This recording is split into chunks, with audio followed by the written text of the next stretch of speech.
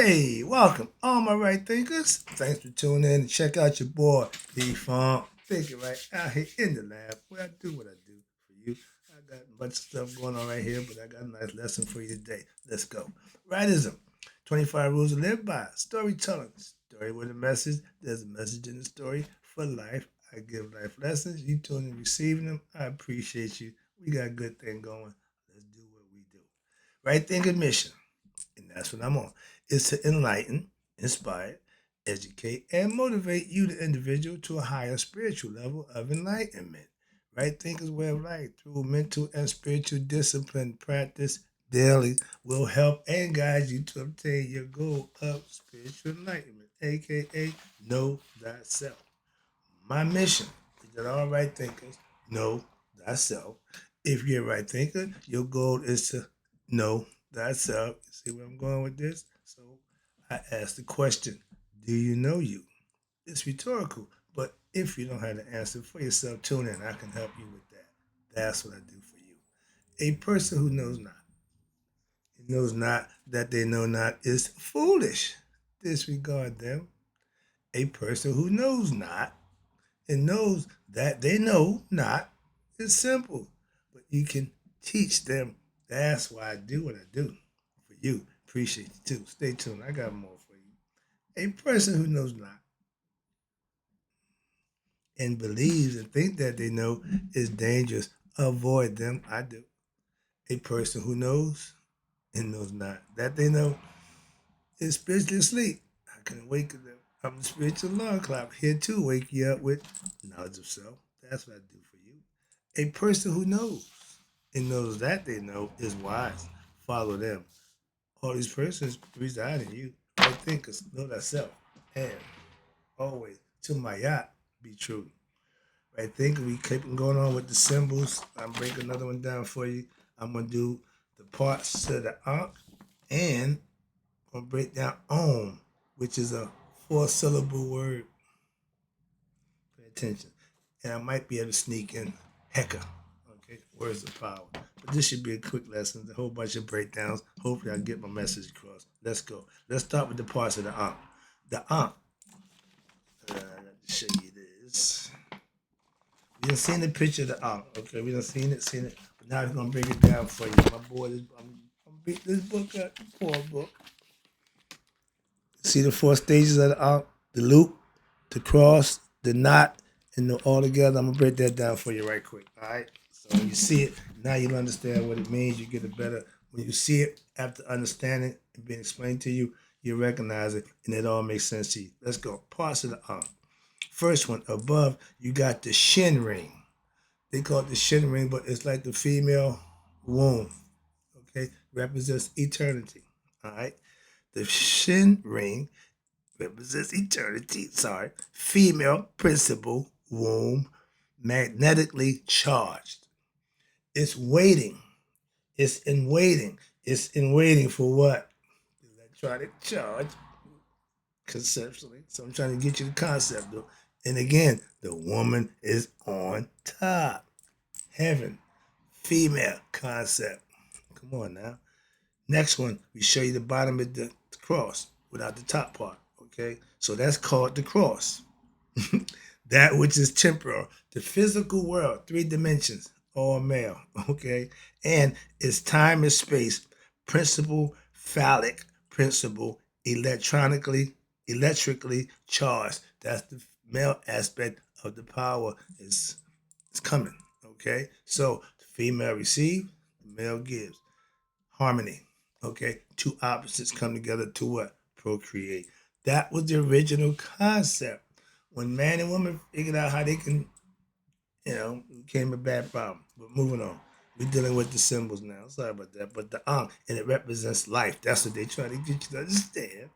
Next one, they got the knot. Okay. They don't usually show that. You see the knot right there? Yeah, right there. Okay. Now, what does that mean? What's the symbology behind the knot? Glad you asked.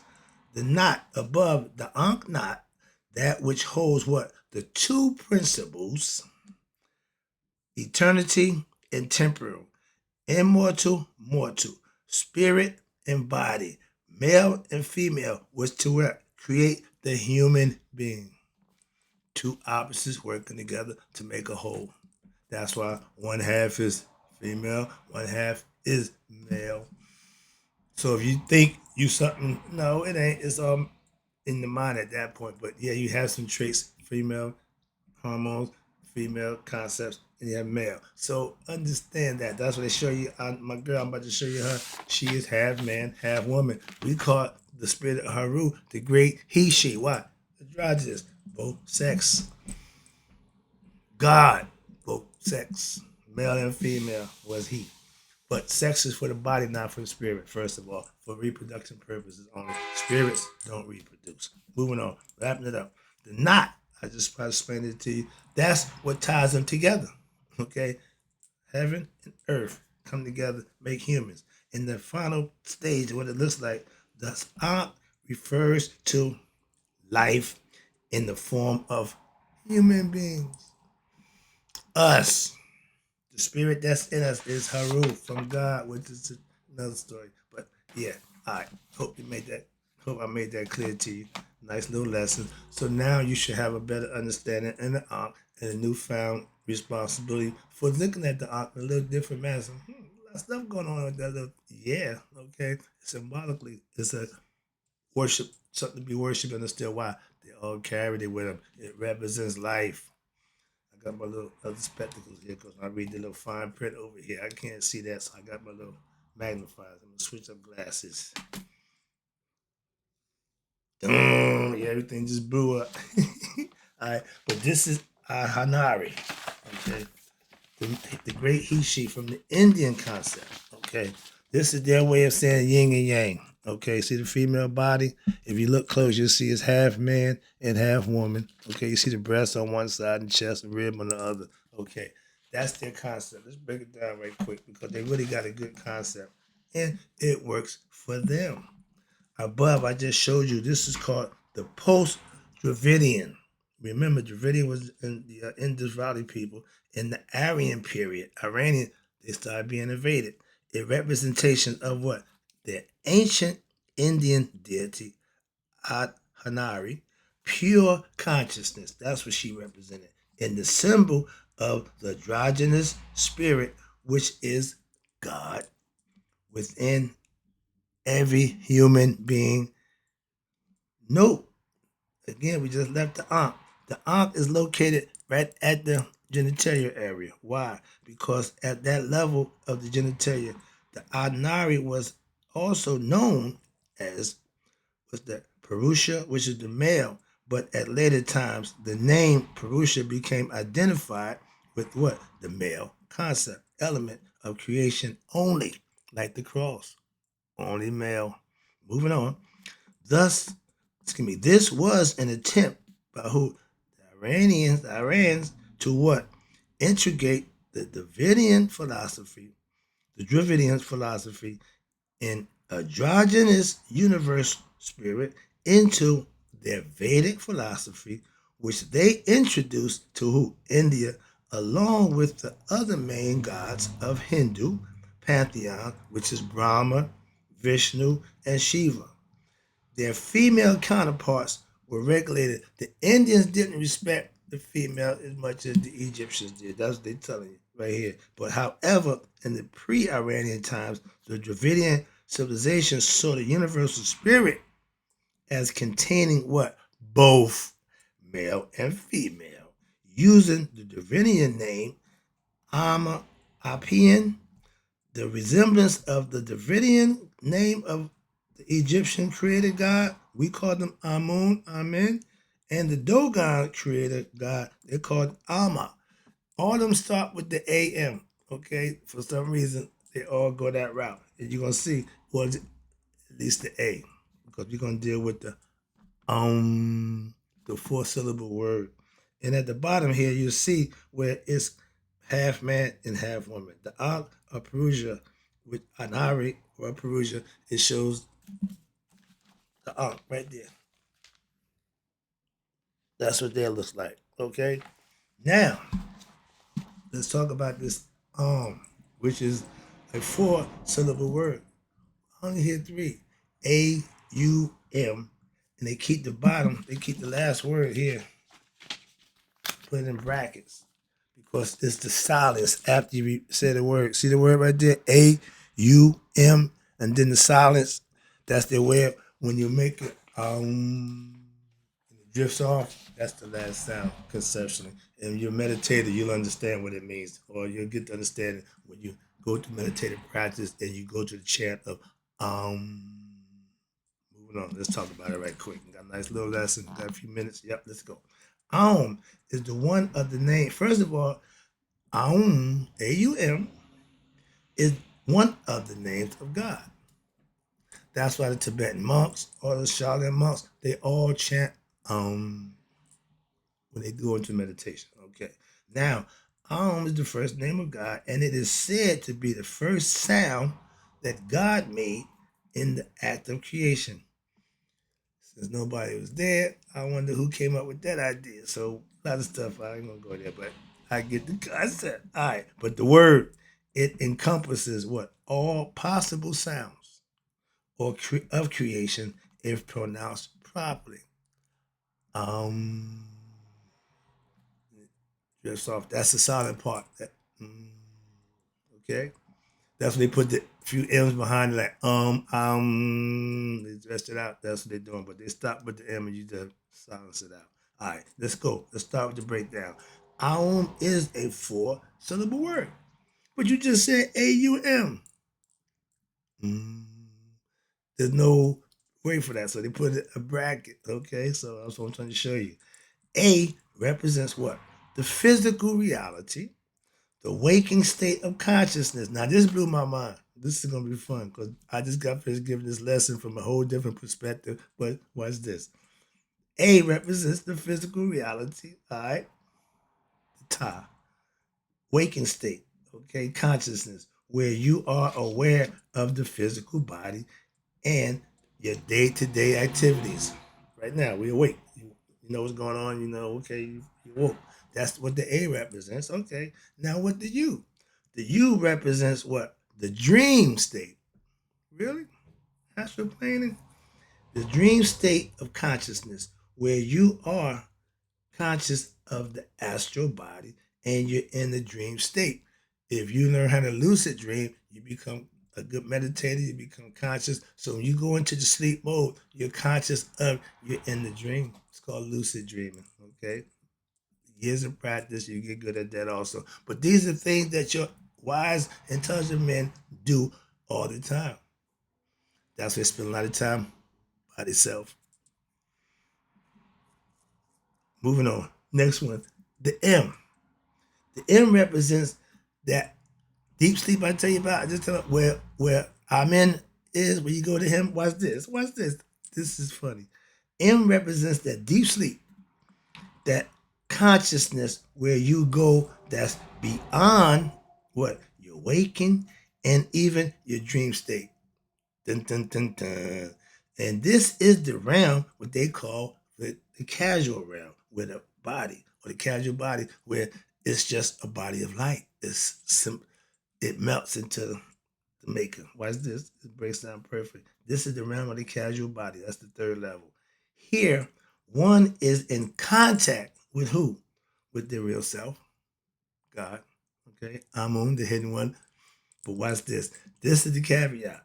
They're in contact with their real self, although not at the conscious level. They don't know. That's why you can't go home. If you don't know who you are, they don't know you either, so to speak, conceptually. See where I'm going with that? So you have to become conscious of thyself. The last one, the brackets I told you about, this represents, again, silence. What do God say when he wants your attention? Stop, still yourself. Okay, know that I am God. But at the end of the silence after the M sound is finished, it symbolizes what? Transcending of what? The three previous states of consciousness. That means you done rose, you done became so light, subtle, that you're going back to the original. That's the concept. And it's possible philosophically. Now, physically, nobody knows. But mentally, you can conceive it. They say if you can conceive it, you can achieve it. So I can conceive and conceive what the concept is. So I'm on point with that. I'm good. But watch this. Now you reach that conscious state in which what? Into the realm of experiencing, you ready? The absolute truth, okay, of reality. That's the goal for all human beings, to go back to where they come from, the absolute, which is not, watch this, which is not possible through what? Intellectual thought process. Can't get it there. So no matter what you learn, no, you can't get it there. Our true consciousness, which is the constant specter of what? The previous three states, the overseer, as you would say, the hidden one, as we call him, okay, of all conscious, all knowing, all everything. We know attributes, but we don't know how to get there, to obtain it, to be with him. They let it laid out for you. That's what I'm trying to explain to you. And watch this. After the three states of consciousness, you may now what? Realize by waking up from what? These three states through what? Daily meditation. You can't raise your conscious level unless you spend time what? Inside yourself. Meditation time. It ain't out there. It ain't even in the books. But it's all about how you use this thing on your shoulders to get the best out of it. Why? This is the most highly technically advanced machinery known to man. It don't come with instructions, but you can be instructed on how to use it. That's my job, to help you out. Do just that. I do what I do for you. So now, understanding how this thing works in meditation. If you're not a meditator, and that's what I'm about to go to next. And this was sending me here because I found out from buddies, friends, family, they don't meditate in Christianity. Islam don't advocate meditation. And it plays out to my point where religion separates you from God. They don't get you to God. They put it out there so that a few of y'all can make it through the maze and get the cheese, so to speak. But a lot of y'all get lost in the sauce. Just a concept. I'm just putting it out there. I'm explaining to you from a perspective maybe you can understand. It ain't personal. Now, Om, O-M, is the root word for many of the Hindu and the Buddhist mantras. They all start with and they do what they do. It also may be chanted alone, my preference. Why? I don't like to verbally talk when I'm in that mode, meditation mode. So works for me. I can keep everything inside. I don't let nothing out except the breath. That's personally. But when you're meditating, you can do it alone. And like all mantras, they all work the same, will work to what? Carry the user into the transcendental states of consciousness.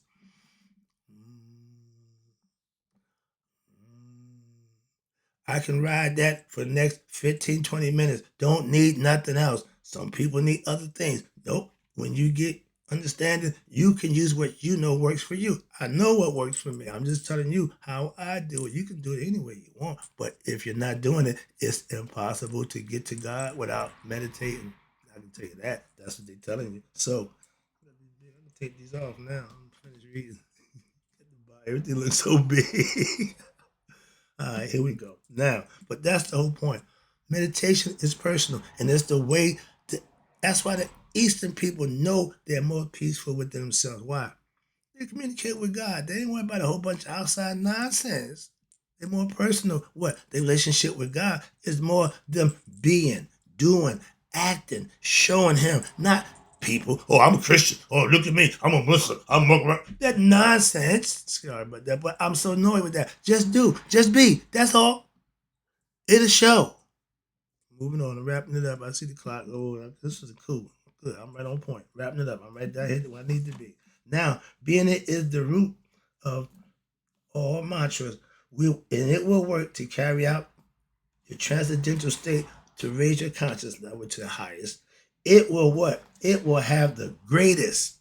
It will have the greatest effect if what? The meaning and the proper application daily to what? The user, which is you, as well as when it's understood, you can manifest it, you can teach it, you can live it, you can be it. That's the purpose of it. You have to have your own experience with your higher self. Wrapping it up. OM, again, OM is the bow. Okay? Got the bow. What's the arrow? Your spirit, your soul. You put your soul in the bow. Okay? And you ran back. And what's the target? They tell you where you at. Brahma. Your unwavering mind, your desire, everything you put into that, and you let it go. And like I told you about the goddess Nu, her favorite thing is the bow. The Egyptians, they was known as the bow people, but they understood when you pull that bow, if you hit the bullseye, archer knows that if he missed the bullseye, he's a sinner. Why? He missed the mark. Conceptually, that's where it comes from. Oh, I'm not a sinner. No, you got to do with your actions. You got to do with your thought process. And a lot of y'all are sinners. Why? Because you missed the mark. That's why. Moving on, not what you did. We born to the world of sin. Yeah, pretty much. But you can raise up out of here like the lotus flower. I'm about to get a lesson on that. It grows in the muck and the mire, stinky, funky place, but it's pure because when God come out, it opens up. When God go back, it closes up. It deals with the light and it's suspend. They use it symbolically for that reason. All right, let me wrap this up for you. But become the bow and arrow to become what? One with your higher self. They call it Brahma, we call it Amun, same different. But you had to become mentally prepared to do that. I'm trying to give it to you. Where is that? It says here. Om is the bow. The soul is the arrow. Brahman, God, is the target. Let every aspirant discharge their arrow of the soul with what? Unwavering mind and be merged in with Brahman. They put it their way, we got it our way, but it come out the same way. Get into God and you become one. That's the name of the game. That's the lesson. I hope you enjoyed it. I'll be back with more. I'm just getting warmed up. It's starting to feel good now. Hope you're enjoying it. I am. And in closing, right thinkers, may y'all let it be 100. Me, 100 minus a day. So I never know the right thinkers like you passed away. I'll be right back.